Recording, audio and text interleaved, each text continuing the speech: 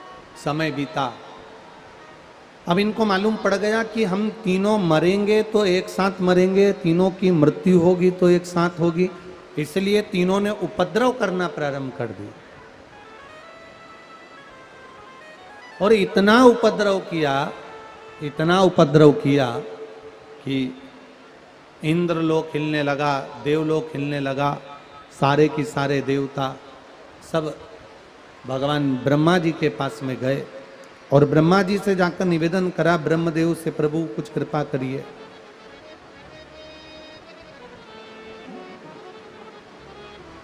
कुछ करुणा करिए।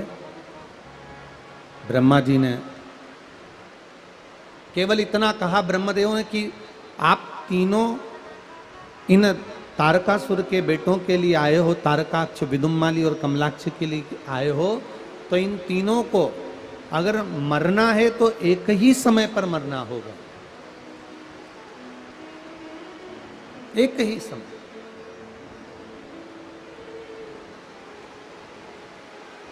तब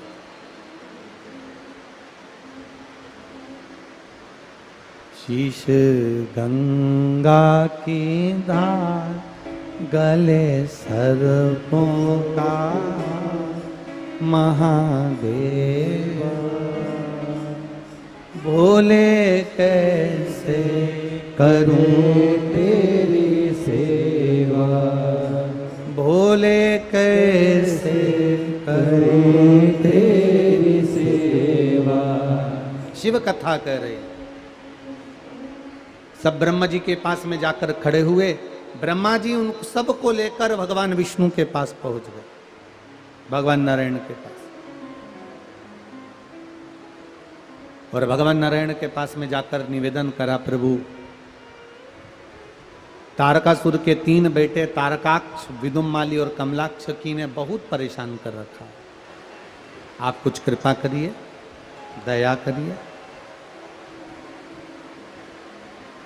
अब भगवान नारायण ने पूछा कि इनकी मृत्यु कैसे लिखी है वो बताओ, अगर प्राण छूटेंगे तो छूटेंगे कैसे, वो तो निश्चित बताओ कि इनके प्राण कैसे जाने, इनके प्राण कैसे छूटेंगे। कहा महाराज इनके प्राण छूटने का तो केवल एक तरीका है, केवल एक तरीका। क्या? ये तीनों मरेंगे तो एक साथ मरेंगे, तो भगवान विष्णु ने कहा कि तीनों को मारना है और एक साथ मरना है, तो केवल एक ही है जो तीनों को एक साथ संहार कर सकता है, और वो त्रिलोकी का नाथ, त्रिकालदर्शी, त्रिपुंडधारी, त्रिशूलधारी केवल देवाधिदेव महादेव ही हैं जो इन तीनों को एक साथ संहार कर सकते। बोल डोलेश्वर महादेव की, पशुपतिनाथ भगवान की, कुबरेश्वर महादेव की, हर हर महादेव। इन तीनों के प्राण अगर छूटेंगे एक साथ तो वो केवल देवाधिदेव महादेव ही हैं जो मार सकते हैं, केवल शिव, शिव के सिवा को। ठीक है, अब ब्रह्मा जी, भगवान विष्णु, इंद्रदेव, गरुण देव, वरुण देव, सारे देवता सब एक साथ मिलकर सबकी सब तुरंत भगवान शिव के पास चल दिए। देवाधिदेव महादेव से जाकर प्रार्थना करी, निवेदन करा, भगवान शंकर से जाकर निवेदन किया, प्रभु कृपा करिए, ये तारकासुर के 3 बेटे हैं, तारकाक्ष, विदुम्माली और कमलाक्ष की, ये तीनों बड़ा उपद्रव मचाए हुए हैं, आप कृपा करोगे तो इनके प्राण छूट सकते हैं। शिवजी ने पूछा, इन तीनों को मारना कोई सरल तो है नहीं, एक को अगर मारना हो तो सरल है कि एक को मारना पड़ता, यहाँ तो तीनों एक जगह पर एकत्रित होंगे, तीनों एक जगह इकट्ठे होंगे तब इनके प्राण छूटेंगे। और एक रहता है कहीं, एक रहता है कहीं, अब जरा विचार करो, एक दक्षिण में रहे, एक पूरब में रहे और एक पश्चिम में रहे, तो इन तीनों को इकट्ठा करना भारी है। इन तीनों को एकाग्रित भी तो करना पड़ेगा, और तीनों एकाग्रित होंगे तब तो मरेंगे ना।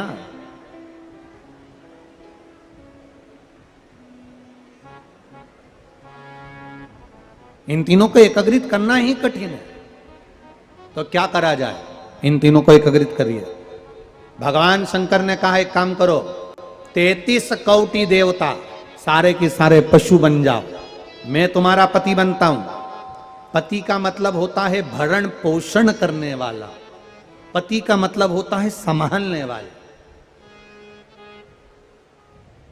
पति का मतलब होता है तुम्हें साधने वाला, पति का मतलब होता है तुम्हारी रक्षा करने वाला।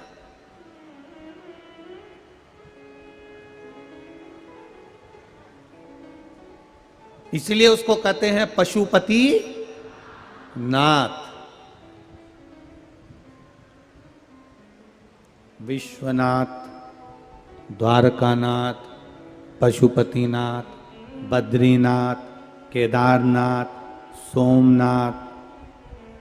ये नाथ जो संबोधन है ना, ये जो अनाथ होता है उसके लिए नाथ है। और अनाथ से मतलब क्या है? संसार में जब मनुष्य जन्म लेता है ना, जब माँ के गर्भ में जो बच्चा आता है ना, उसको ये नहीं मालूम रहता कि मेरा कौन है। माता के गर्भ से जन्म लेने वाले बच्चे को यह नहीं मालूम कि मेरा माता कौन है, पिता कौन है, मेरा बंधु कौन, मेरा सखा कौन, मेरे रिश्तेदार कौन, मेरे नातेदार कौन, मेरे कुटुंबी कौन। ये जन्म लेने वाले बच्चे को ज्ञात नहीं है।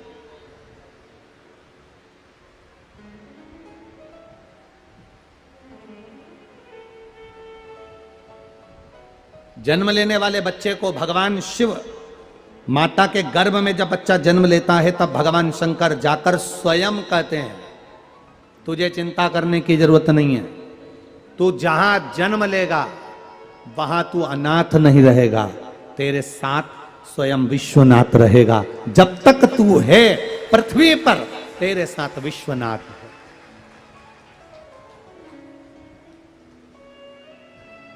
हमें लगता है कि हम अकेले हैं, कोई चले गया हम अकेले रह गए। ना ना ना ना, अकेले। एक नीम के पेड़ पर बहुत सारे कौवे बैठे थे। एक मैना आ गई, शाम का समय था, रात्रि हो रही थी। नीम का पेड़, बहुत सारे कौवे बैठे थे, तो मैना भी आकर बैठ गई। कौवे ने कहा, ए मैना चलो उठ यहां से, यहां कौवे बैठे हैं, कौवों की जगह है, तू नहीं बैठ सकती, उठ। मैना कहने लगी, रात हो रही है, मैं अपना घर भूल गई हूं, मैं अपना वृक्ष भूल गई हूं। कौवे कहते हैं, ये हमारा पेड़ है, ये हमारा वृक्ष है, चल उठ यहां से, चल जा यहां से, उठ। मैना कहती है, रात भर में कुछ घटेगा थोड़ी ना, रात भर में कुछ घटेगा क्या? आप लोगों ने पानी आया, थोड़ा थोड़ा सब सरक गए, सबको बिठा लिया, तुम्हारा कुछ गया क्या? अभी सब चले जाएंगे, पंडाल खाली हो जाएगा, आराम से बैठे रहना, उसमें क्या दिक्कत?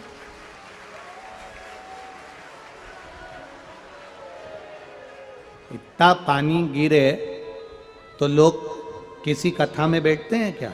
सब अपना अपना छाता लेके अपने अपने घर चले जाते हैं। इतना कीचड़ पानी में कौन बैठे? पर सबको मालूम है कि मौसम गड़बड़ हो रहा है, पानी भी आएगा, कीचड़ भी पड़ेगा। इतने समझदार लोग हैं कि छाता भी लेके आए, छाते भी साथ में लाए। और एक तो रोज आता है और बड़ा सारा पीला छाता लेके आता, वो उधर होगा साइड में, पीला कलर का बड़ा सारा छाता, एक में 10 भरा जाए, वो रोज आता।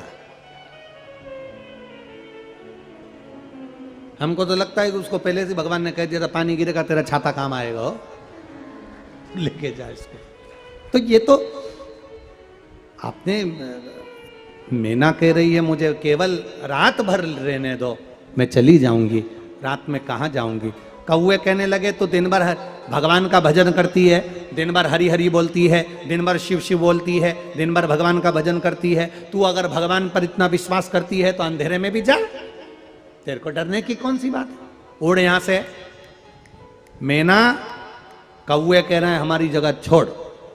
मैना कहती है मैं तुम्हारी बहन हूं, तुम्हारे हाथ जोड़ती हूं, मुझे रह लेने दो। ना ना ना ना, तू जा, उठ जा यहां से, उठ तो यहां से उठ, चले जाए यहां से उठकर। मैना सोची अब कहां जाऊंगी। कौवे भैया रात भर की तो बात है, थोड़ी सी देर रह लेने दो। ना ना ना, तू भगवान का भजन करती है ना, तो तेरे भगवान में अगर दम है तो जा। मैना उड़ी, एक आम के पेड़ पर जाकर बैठ गई। भगवान के भक्त को जब सताया जाता है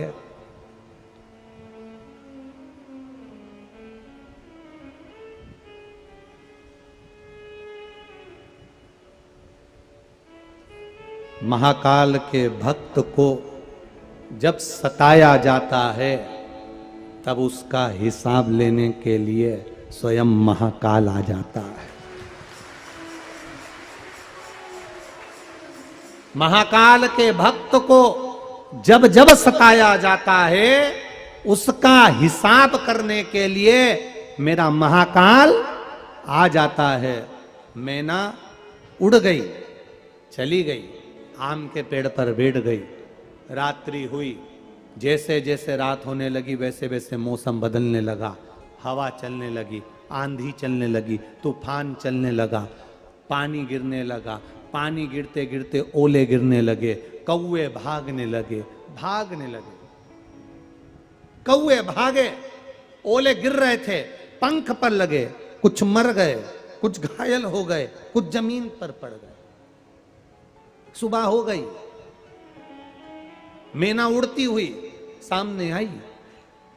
कौवे ने, नीचे पड़े हुए कौओं ने कहा क्यों री मैना, कल रात को इतना पानी गिरा, इतनी आंधी आई, इतना तूफान आया, इतनी जलवृष्टि हुई, इतने ओले गिरे, तेरा कुछ नहीं हुआ। मैना कहती है आपने भगाया था, परमात्मा ने गले लगाया था, आम के पेड़ पर भेज दिया। आपने भगाया। अगर मैं ये सोच लेती कि बताओ कौओं ने मुझे भगा दिया, मेरी जाति के लोगों ने, मेरे पक्षियों ने मुझे भगा दिया, और मैं तुमसे भी बात करती, तुम्हारे लिए गलत सोचती, तो मेरा मन गलत हो जाता। मैं वहां से उड़कर आम के बगीचे में चली गई, तेज हवा चली, आंधी चली, आम के पेड़ की एक डाली टूट गई, जड़ से जब डाली टूटी वहां कोटर हो गया। मैना कहती है मैं अंदर जाकर बैठ गई, रात भर ओले गिरते रहे, मैं बच गई और आज उड़कर जा रही हूं। इसको कहते हैं भगवान पर भरोसा कर कर चलोगे तो सब जगह बच लो।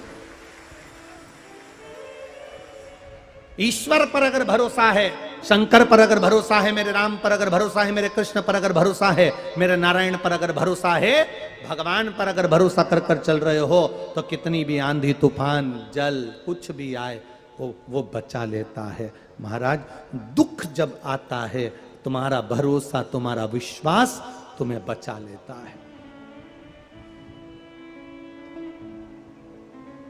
तुमने जितना भरोसा करा, तुमने जितना विश्वास करा, जितनी तुमने दृढ़ता धारण करी है, जितना तुमने विश्वास धारण करा है, परमात्मा तुम्हें बचाएगा, ये निश्चित है। तुम्हारा विश्वास तुम्हें बचाएगा।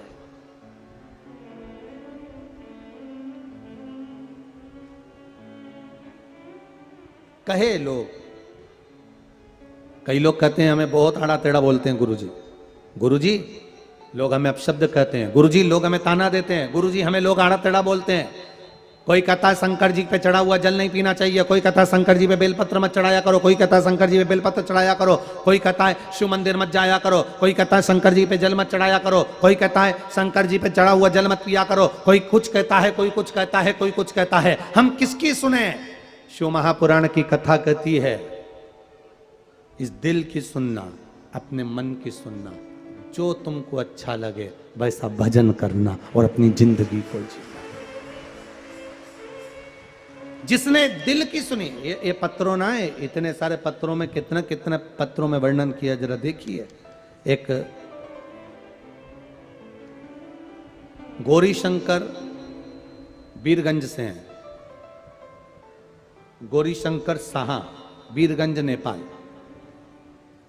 कहीं बैठे हो तो हाथ हिलाइएगा, आप ही हैं, दोनों हाथ हिला दो ऐसा। गौरी शंकर जी, गौरी शंकर शाह वीरगंज नेपाल से है। मेरा मोबाइल नंबर ये है मैं बाबा का क्या वर्णन करूं गुरुदेव।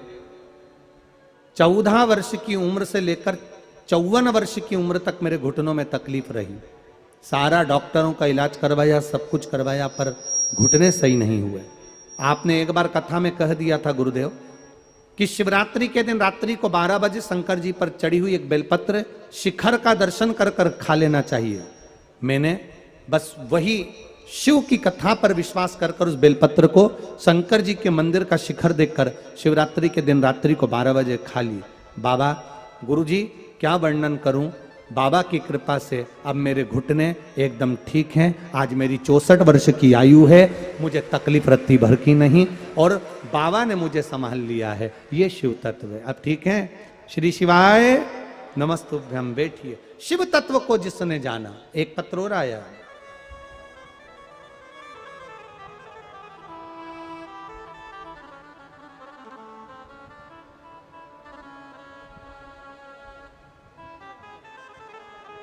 कुंती मोदनवाल, यूपी,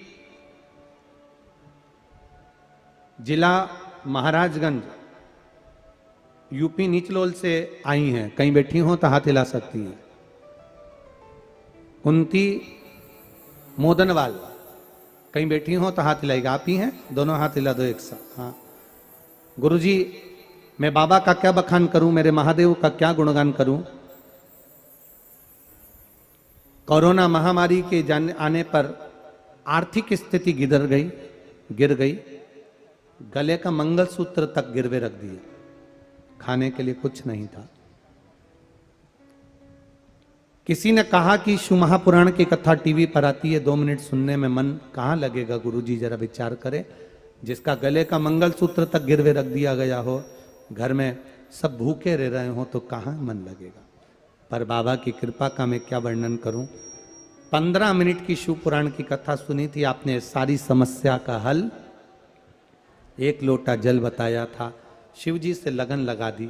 कोरोना अपनी जगह था, मन भोलेनाथ में लग गया। अब तू संभाल लेना।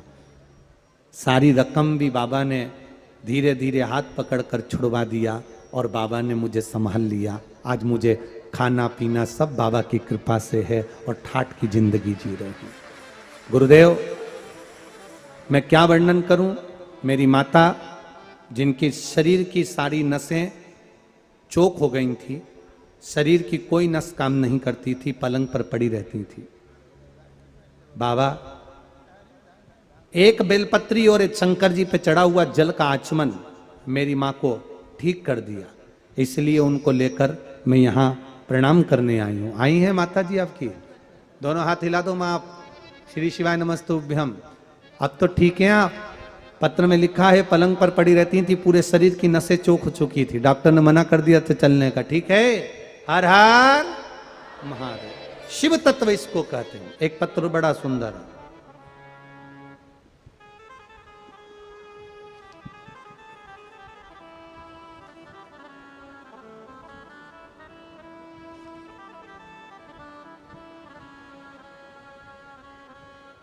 नीलम देवी पश्चिम चंपारण से आई हैं। कहीं बैठी हो तो हाथ हिला सकती हैं। नीलम देवी पश्चिम चंपारण से आई हैं, दोनों हाथ हिला सकती हैं कहीं बैठी हो तो। 17 वर्ष के बाद संतान की प्राप्ति हुई है। नीलम देवी चंपारण से आई हैं, जिनकी देवरानी के घर में संतान नहीं थी। डॉक्टरों ने हाथ ऊंचे कर दिए थे, पर बाबा की कृपा से 15 मई को बाबा ने ऐसी कृपा कर दी है, और यही 15 मई 2023 को बाबा की कृपा से संतान की प्राप्ति हुई है। मैं अपनी देवरानी की तरफ से बाबा को यहाँ प्रणाम करने के लिए आई हूँ। 17 वर्ष के बाद बाबा दिए। ये शिव तत्व है। करो उसकी भक्ति। थोड़ा दुख आएगा, कष्ट आएगा, रोग आएगा, बीमारी आएगी, तकलीफें आएंगी, पर आपका चढ़ाया गया 1 लोटा जल, सुनी हुई शिव महापुराण की कथा कहीं ना कहीं काम जरूर आए, निश्चित है। आप करो उसका भजन, आप करो मंत्र। शिव कथा कर रही है। तारकाक्ष, विदुम्माली और कमलाक्षकी को मारने के लिए भगवान शंकर ने पशुपति नाथ बन गए। पति का मतलब होता है भरण पोषण करने वाला, पति का मतलब होता है तुम्हें साधने वाला, पति का मतलब होता है ध्यान देना। पिता और माता में जमीन आसमान का अंतर है। पिता अपने बच्चे को अच्छी शिक्षा दे सकता है, पिता अपने बच्चे का पेट भर सकता है, पिता अपने बच्चे को अच्छे एजुकेशन दे सकता है, पिता अपने बच्चों के लिए दौलत इकट्ठी कर सकता है, पर पिता से ज्यादा फर्ज माँ को अदा करना पड़ता है। अपने बच्चों को संस्कार माँ को देना पड़ता है। आने वाले समय में तुम्हें पूछेगा नहीं पूछेगा, आदर करेगा ना करेगा, सत्कार करेगा ना करेगा, आती ये माँ सिखाती है। आदर करेगा ना करेगा, सत्कार करेगा ना करेगा, कैसे संस्कार है आपके, ये माँ सिखाती है। अपने बच्चों को संस्कार देने का काम माँ करती है।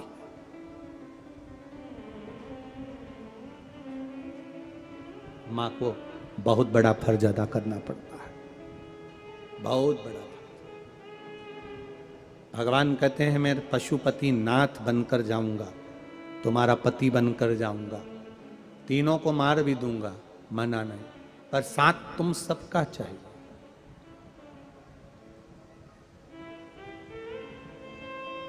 चार बेल एक साथ रहते थे, जंगल से शेर आता था, चारों बेल एक साथ लड़ते थे, शेर भाग जाता था। शेर ने लोमड़ी से कहा इन बेलों को मुझे मारना है, करना क्या पड़ेगा? लोमड़ी ने कहा चिंता मत करो, मुझ पर छोड़ दो, मैं चारों को अलग अलग कर दूंगी, एक एक कर कर मरवा दूंगी। लोमड़ी ने चारों बेलों को भड़काना चालू करा, अरे वो तेरा भाई, वो तो तेरे लिए ऐसा कह रहा था। उधर गई, उससे कह दिया तेरा भाई ऐसा कह रहा था, तेरा व्यापार काट रहा था, तेरे ग्राहक काट रहा था, तेरे ऊपर पानी फेर रहा था, तेरे परिवार पर उंगली उठा रहा था, तेरा भाई तेरा भाई तेरा भाई करते हुए लड़ा लड़ा कर झगड़ा करा करा कर चारों बेलों को अलग कर दिया। एक एक बेल का शिकार शेर ने अलग अलग कर लिया। 3 बेल मर गए, चौथा मरने जा रहा था। शेर ने कहा तू मर रहा है, तुझे मालूम है कि तू क्यों मर रहा है? शेर ने जैसे ही पूछा तो बेल कहता है हमारे मरने का केवल एक कारण है कि हम भाई जब एक साथ थे तो किसी की हिम्मत नहीं थी कि कोई उंगली उठा दे, लोगों को फायदा मिल गया, हम अलग हुए और लोग टूटमान हो। अपनी एकता को दर्शाइए और अपनी एकता में रहिए। सनातन धर्म कहता है, हमारा सनातन धर्म वर्णन करता है, हमारा सनातन हिंदू धर्म वर्णन करता है अपने कुल में, अपने परिवार में, अपनी जाति में, अपने संबंधों में, अपने रिश्तों में और अपने धर्म में विवाह करना चाहिए। दूसरे धर्म की ओर विवाह ना करिएगा, ना दूसरे धर्म की ओर जाइएगा। जैसा भारत में सनातन धर्म को तोड़ने के लिए लोग